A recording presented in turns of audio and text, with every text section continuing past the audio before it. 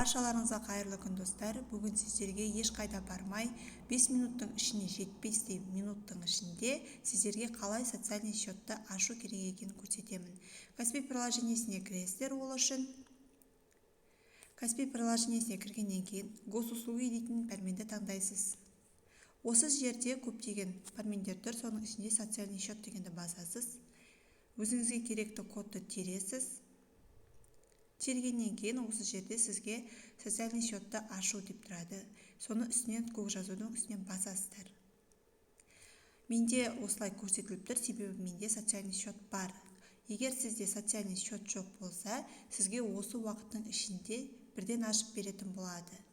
Бұл арқылы сіз бала ақшасына немесе декреттік ақшаларды, яғни жәрдемақы алатын ақшаларды осы арқылы счетыңызды беріп тапсыра аласыз. Және де бұл жерде сізде ешқандай арест сіздің счетыңыздан ақша ұстап қала алмайды. Яғни бұл арнайы счет деп аталады. Баршаларыңызға рахмет. Келесі кездескенше сау болыңыздар.